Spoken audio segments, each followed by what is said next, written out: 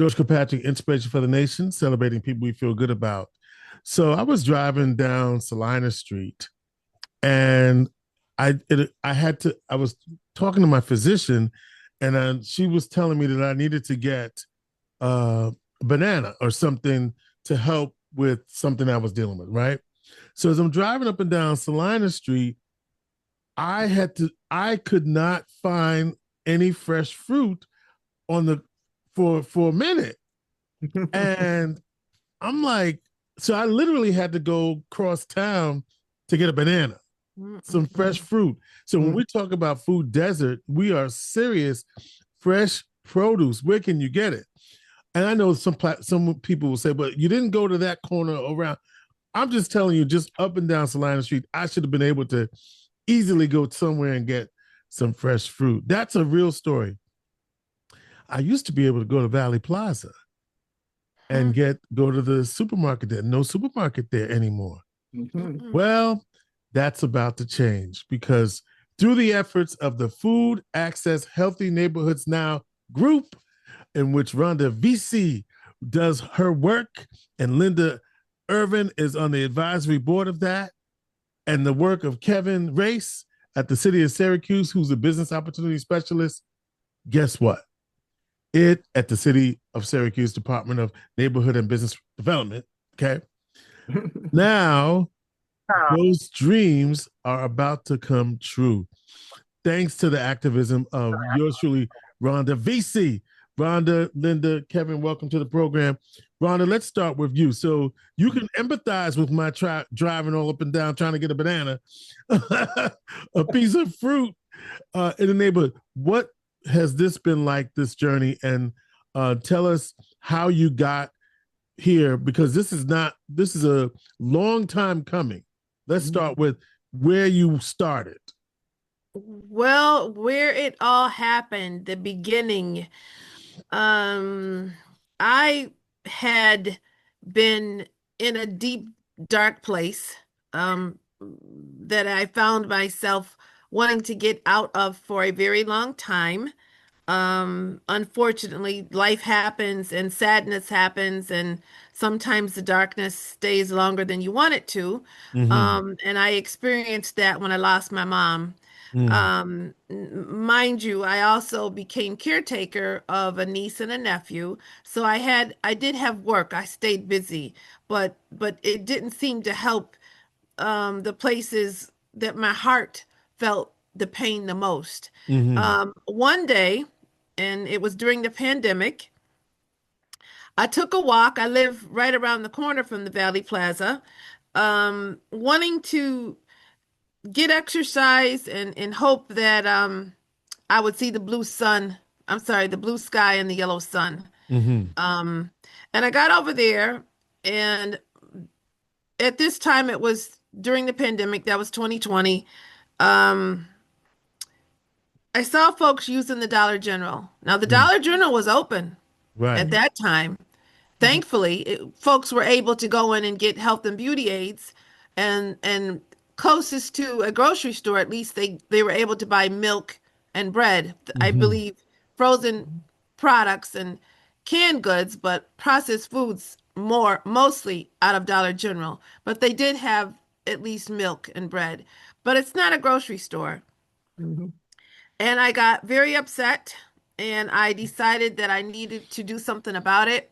I called in that instant while I was over there, and I called Chol Majoke.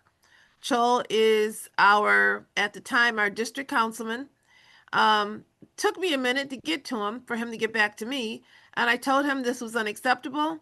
And please tell me what can I do? I can make phone calls. I can knock on doors. I can write. And that's where it all happened. And in that moment, I'll tell you the truth that I saw the sunshine. I saw the sky. I saw red stars because I was mad that people were settling to use the dollar store like it was a grocery store. And I just couldn't have it. And there is where it all started. That was the beginning. And of course, that neighborhood has been without a full service grocery store since 2018. So you So after this revelation, how did the organization to now lead a charge to say we got to get something here other than this convenience store? So we formed from folks in the community along with Chol. We formed a group of us. I think it was about 9 of us from the general vicinity of the Valley Plaza. We met with mask on at the Arctic Island. It was in the time that they were going through a renovation, and we sat there and we talked and talked and talk some more about what could we do. One thing that we all mentioned was that the Valley Plaza had never seen a farmers market outside, Mm. like the Fayetteville Farmers Market, like the Marcellus Farmers Market, like the Farmers Market in Cazenovia. And I said, well, we need to bring a farmers market. And so there we started having conversations. Number one, I called Bill Palladino, who's the CEO, owner of the property, Ellicott Development out of Buffalo. We called on the mayor, Ben Walsh of Syracuse, here in the city. Along with him came our business and neighborhood development director, Eric Ennis, and we met at the time. Then you could sit inside of Gannon's ice cream store, and we met there. That was our very first meeting, and that was actually, that came first. We had that meeting before the pandemic. We had that meeting December 2019. Mm-hmm. I had that meeting because I said we need to first talk about getting permission to be on the property. And then we started talking about ideas. And there's the beginning of where it all happened. Getting permission, asking Bill if he could help us identify some national chains at the time. Um, for example, Aldi's Right. decided that they didn't want to expand their footprint. They like the size that they have. I myself um, looked at Nichols in Liverpool. Mm-hmm. I went to the Grove in Pennsylvania. I went to Adams downstate. I went to a few places. Whether it was a national chain, Wegmans told me that they weren't doing anything else in New York State. A few places hoping to get us a grocery store. So that's where we started. And where we ended was saying, well, at least we can bring access to fresh food. And once we did that, we identified one of our local um, farm, actual farms, our urban farm in the city, the Brady Farm. And then we also identified Brady brought on Plum and Mule, which is owned by Leah DeRosa. And with their beginning, I also, in my relationship that I had with Dr. Toomey at University Hospital, um, health was key. And so we brought on the University Hospital Healthy Heart Program. So it was just us 3 in the plaza from the very beginning. And there we sat on a Sunday. We started off on a Sunday. And did you ever think? And so now I don't want to bury the lead. There is a store coming. I don't want to bury the lead. But did you ever think that? I mean, you had to not give up because this is a 7-year, 6-year odyssey here. And I'm sure many doors were slammed and not slammed, but a lot of doors were not open, right? You went through all the litany of the people who said no, and but now here we are. Linda, why was it important for you to be on yet another committee? I like the way you said that, George. Yeah. And I when Rhonda first asked me, I almost said no, but then I realized how important it was. So I said yes. And she said it wasn't going to be as taxing as I thought it might be. But I had lived in Nob Hill when I first came back to Syracuse, and I had gone to Valley Plaza shopping, and now it was nothing like it had been. And the people there needed to have a grocery store. They needed to have access to fresh food. And certainly they could. People said, well, Green Hills is down the road. Yeah, but if you don't have a car, Green Hills is like it's not even. miles I and mean, miles away. right? It is down there, but it's not right there. Right. Yeah. And so then when my daughter bought a house over there, she bought a house right down the street from the Valley Plaza. And when she moved over there, the store was open. And by the time my grandson was old enough to go on his own to the store was closed.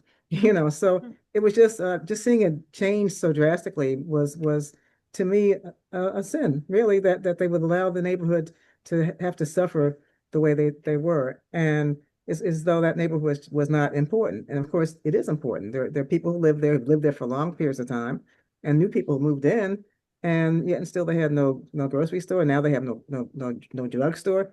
I mean, it doesn't make any sense. So that's why I said yes to Rhonda when she asked me, and I got involved. The Rite Aid closed as well? Yeah. Walgreens. Walgreens or whatever it was, but it was Rite Aid. Yes. Right.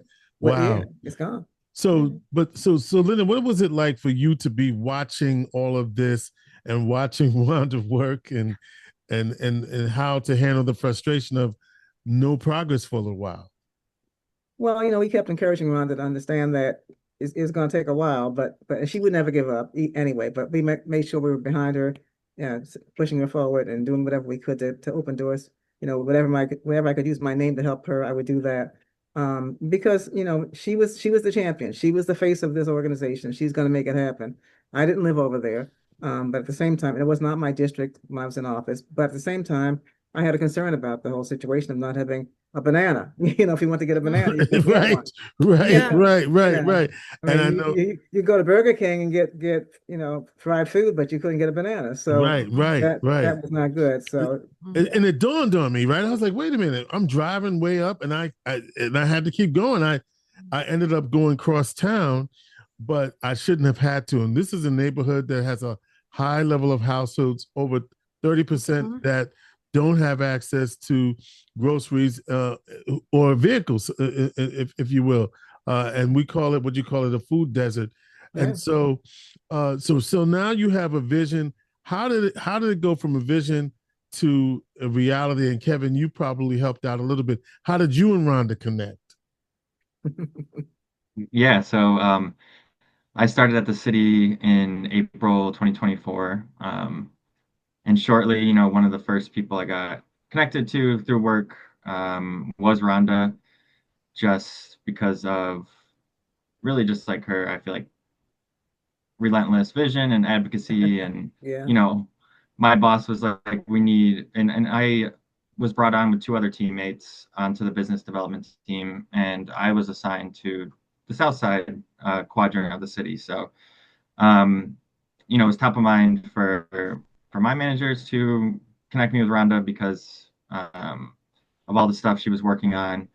So I got connected pretty quickly, met Linda and the rest of the FON advisors at the monthly advisory committee. And really, I was just trying to catch myself up on all the years of work that had been done up until that point. And it was kind of just like fateful timing. I think October 2024 is when I found out about this grant program. It was forwarded to me by a colleague. I think this is the first iteration, so it's a brand new program that New York State Ag and Markets was rolling out.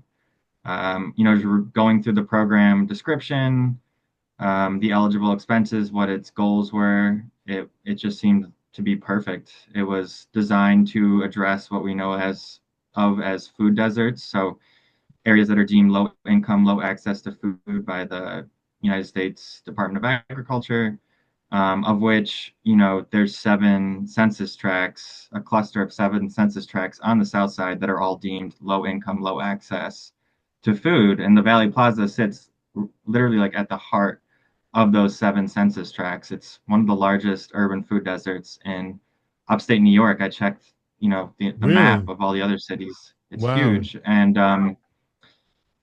as you said, upwards of 30, sometimes it can be higher in certain blocks of households don't even have a vehicle. And, we know the limitations of our bus network. So it's incredibly hard for people to access fresh food, that's convenient in a manner that's convenient, and they don't have to go completely other way or spend their whole evening taking a bus to some shopping plaza outside the city. So, this program just seemed perfect.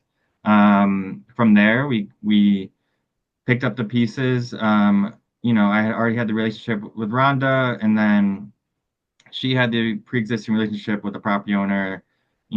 other people at the city know of the property owner, and they had been trying, like Rhonda said, to court a grocer to the plaza for some time, with no success, because most corporate grocers look at an area like the Valley Plaza, they have the real estate analysts look up the median incomes, they say, oh, that's too low, right, or right. we have a location too close, so they just pass it up. It's easy to pass up these neighborhoods. So a couple months before we found that grant application, the grocer who we ended up partnering with was in the Valley Plaza. The property owner asked him to come out from Buffalo, take a look at the space, see if he'd consider moving or expanding into the Syracuse market. He said no at the time because it was just too risky for him, and it was going to be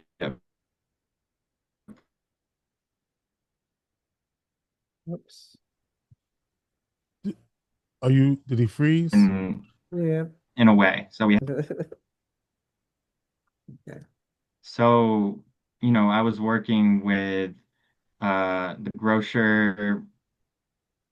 I'll just keep You going. were But working with the grocer who yeah, came to see the property in yeah. So a the couple Valley months Plaza. Yeah. before, yeah. So, when this grant came across my desk,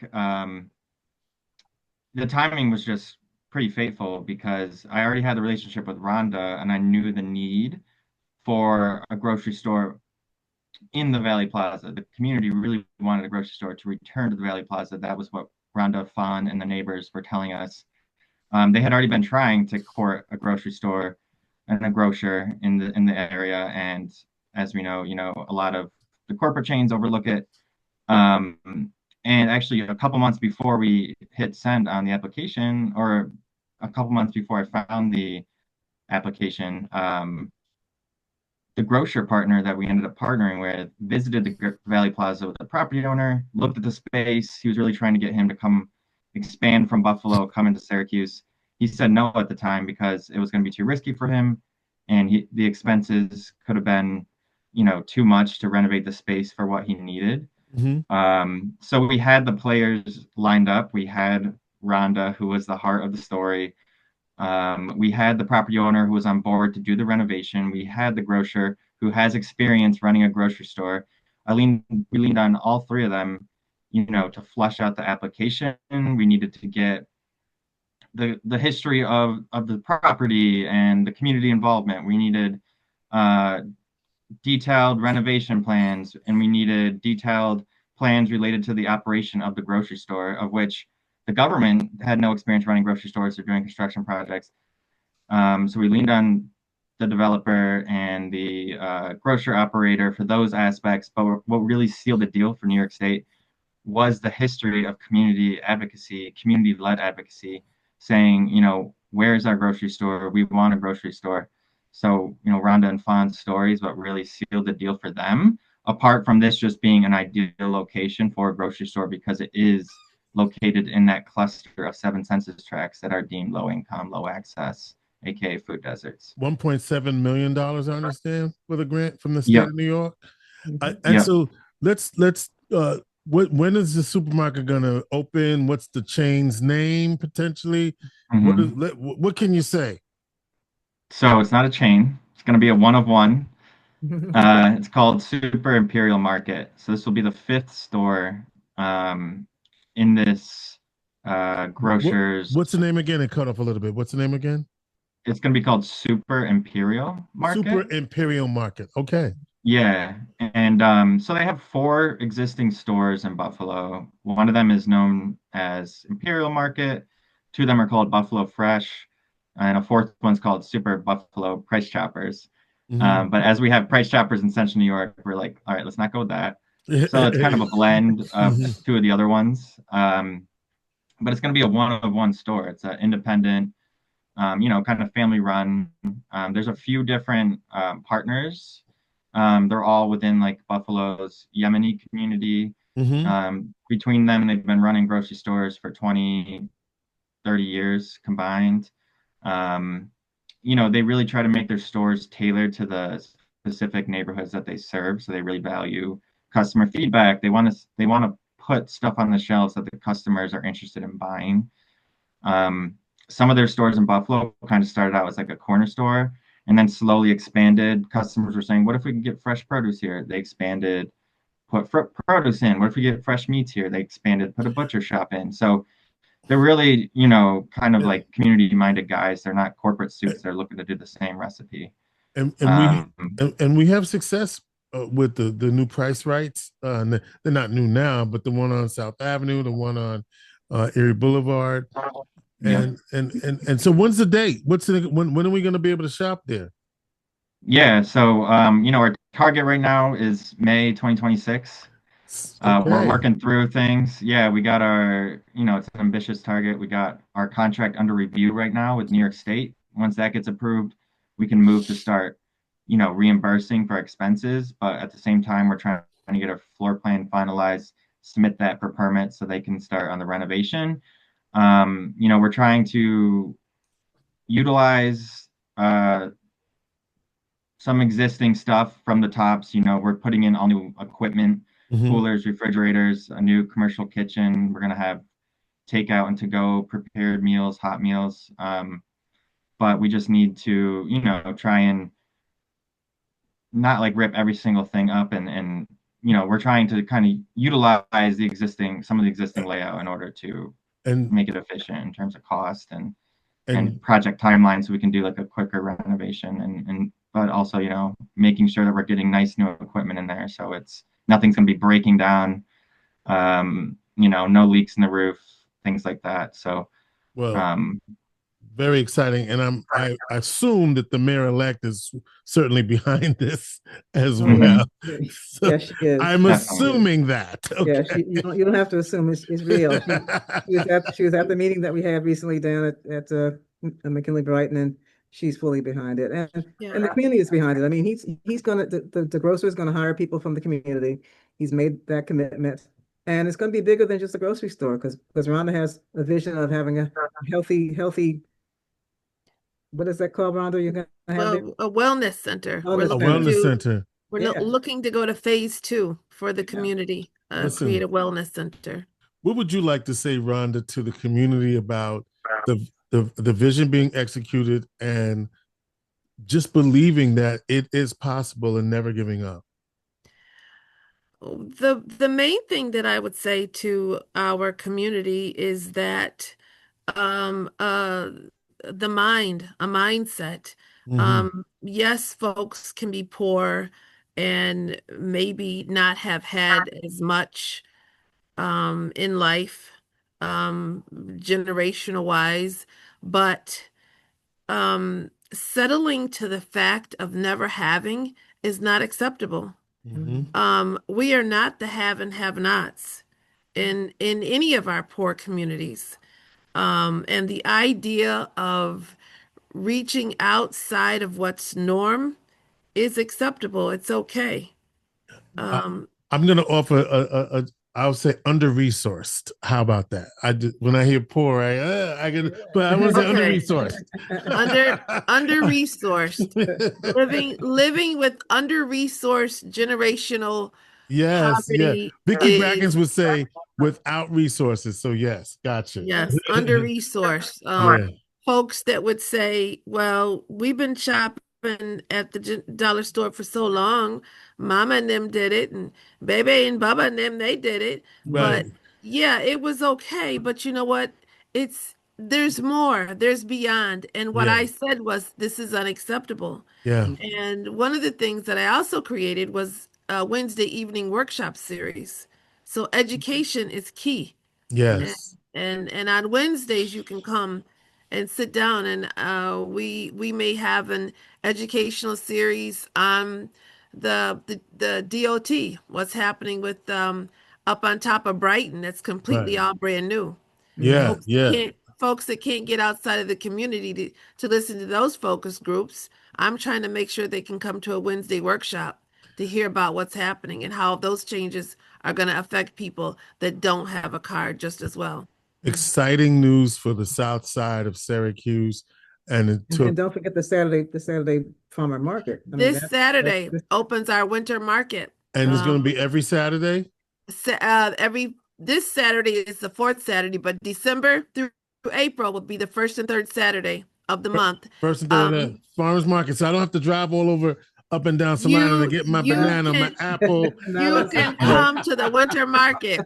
We will make a special delivery for you, George. First and third Saturday.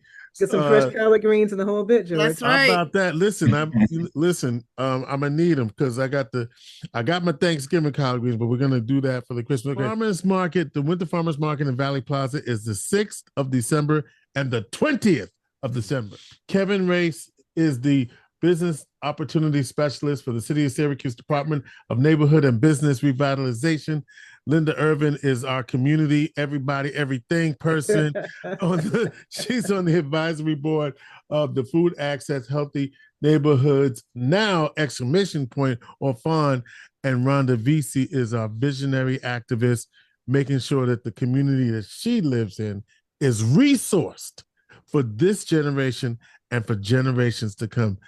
New Southside Supermarket in the Valley Plaza with a target opening date of May 2026. It's because of these folks that you hear on this radio program and that you see on this video. It's because of them and many others that this is happening. And we appreciate you and thank you for the work you're doing to make sure that everybody in our community has access to fresh food in the community. It's going to be a game changer. And we thank you all for your work. Thank you. Thank you, George. Winter Market, December 7th, Inspiration for the Nation.